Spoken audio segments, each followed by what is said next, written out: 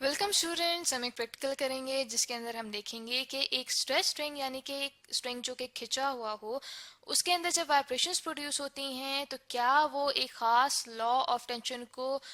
Follow करती हैं या नहीं, जिसके लिए हम एक ऑपरेटर चूज करेंगे जिसको सोनोमीटर कहा जाता है। एक स्ट्रेस स्ट्रिंग के अंदर जब वाइब्रेशंस प्रोड्यूस होती हैं फंडामेंटल फ्रीक्वेंसीज पे तो उसके लिए फॉर्मूला होता है n is equals to 1 divided by 2l multiplied by square root of t divided by m, जहाँ पे n फंडामेंटल फ्रीक्वेंसीज को शो करता है, l वाइब्रेटिंग सेगमेंट की लेंथ को शो करता है, t स्ट्रिंग के अंदर मौजूद टेंशन को शो करता है और m यहाँ पे लीनियर डेंसिटी को शो करता है। तो स्टूडेंट्स, वेव्स और वाइब्रेशंस को हम 8th चैप्टर में काफ़ी डिटेल से डिस्कस कर चुके हैं कॉन्सेप्चुअल वीडियो लेक्चर्स के ज़रिए से, तो आप वहाँ पे ज़्यादा क्लियरली इस कॉन्सेप्ट को समझ सकते हैं। तो लॉ ऑफ टेंशन हमें ये बताता है कि स्ट्रेस स्ट्रिंग के अंदर वाइब्रेशंस जब होती हैं फंडामेंटल फ्रीक्वेंसीज पे तो n डायरेक्टली प्रोपोर्शनल होता है स्क्वायर रूट ऑफ t के। तो हमने इस प्रैक्टिकल में इसी चीज़ को वेरीफाई करना है,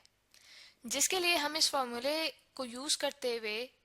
ये देखते हैं कि n डायरेक्टली प्रोपोर्शनल है स्क्वायर रूट ऑफ t के और इन्वर्सली प्रोपोर्शनल है l के। तो अगर हम इस प्रैक्टिकल में n को कांस्टेंट रखते हैं तो इसका मतलब ये है कि delta t divided by l भी हमारे पास कांस्टेंट आना चाहिए। तो हम इस प्रैक्टिकल में यही करेंगे कि t के स्क्वायर रूट को जब हम डिवाइड करेंगे l से तो हम देखेंगे कि क्या ये रेशो हमारे पास कांस्टेंट रहता है, और अगर ये कांस्टेंट रहता है तो इसका मतलब है कि स्ट्रेस स्ट्रिंग के अंदर वाइब्रेशंस लॉ ऑफ टेंशन को फॉलो करती हैं। तो इस प्रैक्टिकल को हम इन स्टेप्स में करेंगे कि सबसे पहले हम ऑपरेटर्स को देखेंगे कि हमें क्या क्या चीज़ें चाहिए प्रैक्टिकल के लिए, फिर हम इस प्रैक्टिकल को करने का तरीका डिस्कस करेंगे, जिसके दौरान हम कुछ मेजरमेंट्स लेंगे जिनसे जब हम कैलकुलेशंस करेंगे तो हम देखेंगे कि क्या रिजल्ट में हमारे पास लॉ ऑफ टेंशन वेरीफाई होता है या नहीं। एप्रेटिस में सबसे पहले हमें चाहिए होगा सोनोमीटर, जो कि एक वुडन बॉक्स होता है और उसके अंदर यहाँ पे सुराख बने हुए होते हैं ताकि इसके ऊपर मौजूद स्ट्रिंग में फ्री वाइब्रेशंस हो सकें। यहाँ पे आप एक स्ट्रिंग देख रहे हैं जो कि एक फिक्स्ड जगह से बंधा हुआ है और फिर ये दो वेज शेप ब्रिजेस के ऊपर से गुजर रहा है और उसके बाद ये एक स्मूथ पुली के ऊपर से गुजर रहा है और इस तरफ इस स्ट्रिंग के साथ यहाँ पे वेट लटकाया जाता है ताकि उस वेट की मदद से इस स्ट्रिंग के अंदर टेंशन पैदा हो। और ये जो स्ट्रिंग यूज किया जाता है ये एक यूनिफॉर्म क्रॉस सेक्शन की वायर होती है। साथ ही आप यहाँ पे देख सकते हैं कि इस सोनोमीटर के ऊपर यहाँ पे मीटर स्केल भी फिक्स होते हैं ताकि इन दोनों ब्रिजेस के दरमियान में जो सेक्शन है ये जब वाइब्रेट करेगा तो इसकी लेंथ को मेजर किया जा सके इन मीटर स्केल्स की मदद से। इस वाइब्रेटिंग सेगमेंट की लेंथ को चेंज किया जा सकता है इन ब्रिजेस को आगे पीछे मूव करके,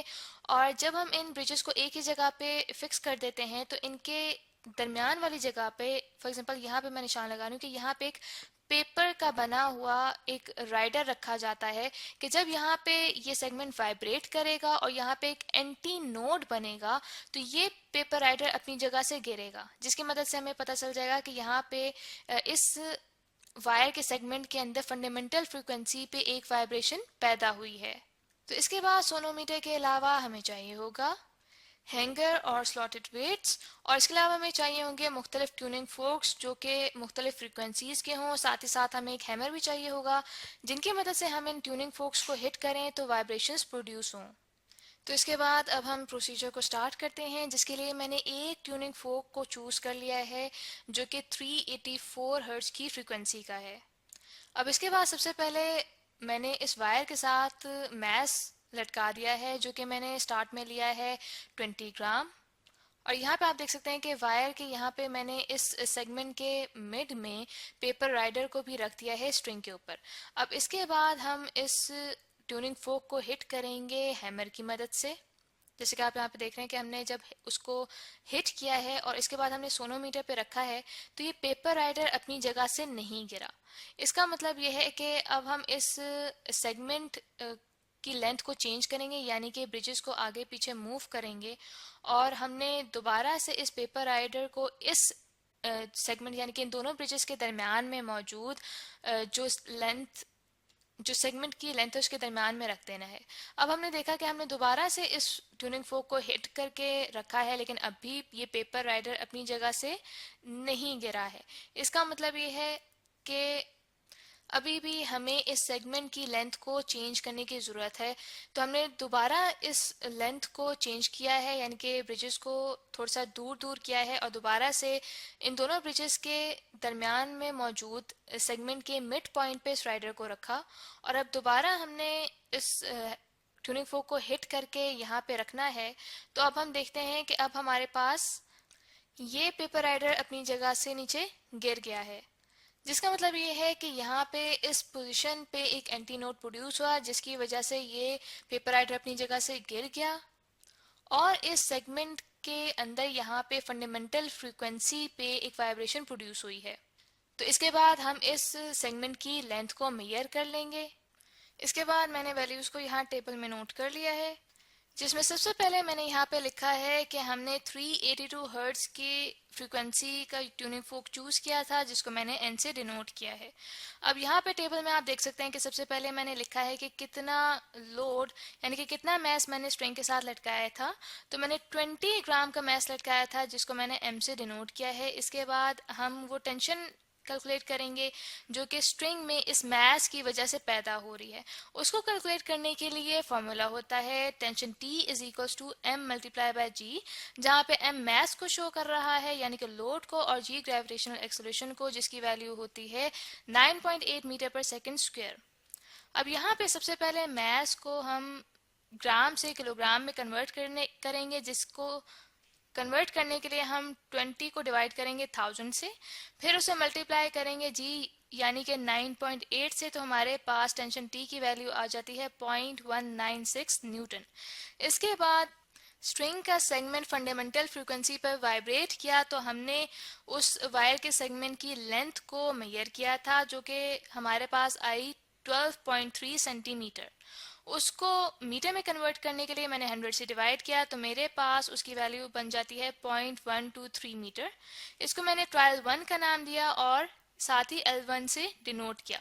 अब इसी प्रोसेस को हम दोबारा से रिपीट करेंगे और दोबारा से उसी तरह से वाइब्रेटिंग सेगमेंट की लेंथ को मेजर करेंगे। तो उसे मैंने ट्रायल 2 का नाम दिया और फिर उसे L2 से डिनोट किया, तो उसके लिए भी मेरे पास वैल्यू बनती है 0.123 मीटर।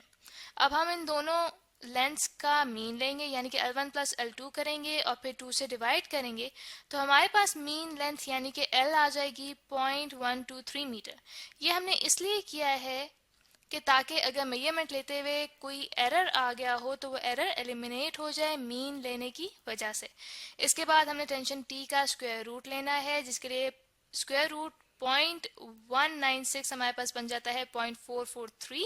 जिसके यूनिट्स बनते हैं स्क्वायर रूट ऑफ न्यूटन। और इसके बाद स्क्वायर रूट ऑफ टेंशन को डिवाइड किया है L से, यानी कि 0.443 डिवाइडेड बाय 0.123 हमारे पास बनता है 3.6, और इसके यूनिट्स बनते हैं square root of newton divided by metre. अब इसके बाद सेम प्रोसेस हमने रिपीट करना है, लेकिन हर दफ़ा जब हम ये प्रोसेस रिपीट करेंगे तो हम लोड यानी कि मैस को इंक्रीज करते जाएंगे। यानी कि जैसे आप यहाँ पे देख सकते हैं कि दूसरी दफ़ा जब इस एक्सपेरिमेंट को मैंने यहाँ पे रिपीट किया तो मैंने लोड को 40 ग्राम लिया और उसके बाद उसी तरह से मैंने मेजरमेंट्स ली और कैलकुलेशंस की, और फिर तीसरी दफ़ा भी मैंने 60 ग्राम का लोड लिया। इस तरह से आपने लोड को इंक्रीज करते जाना है और मेजरमेंट्स और कैलकुलेशंस करते जाना है। तो यहाँ पे हम देख सकते हैं कि हमारे पास square root of T divided by L तकरीबन कांस्टेंट आ रहा है, यानी कि 3 के करीब करीब आ रहा है। तो हम यहाँ पे देख सकते हैं कि जैसे कि हमने शुरू में डिस्कस किया था कि अगर हमारे पास square root of T divided by L constant के इक्वल आता है, तो इसका मतलब ये है कि हमने ये प्रूफ कर दिया कि स्ट्रिंग वाइब्रेट करते हुए लॉ ऑफ टेंशन को फॉलो करता है, यानी कि L डायरेक्टली प्रोपोर्शनल होता है स्क्वायर रूट ऑफ T के। इस चीज को हम ग्राफ के जरिए से भी शो कर सकते हैं, यानी कि square root of T divided by L अगर हमारे पास कांस्टेंट है, तो इसका मतलब ये है कि अगर हम स्क्वायर रूट ऑफ T और L के दरमियान में ग्राफ ड्रॉ करेंगे तो हमारे पास स्ट्रेट लाइन आएगी जो कि दोबारा से इस लॉ को वेरीफाई करेगी। तो यहाँ पे हमने L और स्क्वायर रूट ऑफ T के दरमियान में ग्राफ ड्रॉ किया है, जहाँ पे x एक्सिस पे हमने लेंथ L को लिया है और y एक्सिस पे हमने स्क्वायर रूट ऑफ T को लिया है, और यहाँ पे हमने स्केल ये लिया है कि x एक्सिस पे एक बॉक्स 0.05 मीटर का है और y एक्सिस पे एक box 0.1 square root of newton का है। और यहाँ पे जब हमने करस्पॉन्डिंग वैल्यूज को प्लॉट किया तो हम यहाँ पे देख सकते हैं कि इन वैल्यूज को ज्वाइन करने के बाद हमारे पास स्ट्रेट लाइन आ रही है, जो कि प्रूव करता है कि जब एक स्ट्रिंग फंडामेंटल फ्रीक्वेंसी पे वाइब्रेट करता है तो वो लॉ ऑफ टेंशन को फॉलो करता है, जिसके मुताबिक n डायरेक्टली प्रोपोर्शनल होता है स्क्वायर रूट ऑफ t के। तो आई होप स्टूडेंट्स के आपको प्रैक्टिकल अच्छे से समझ आ गया होगा।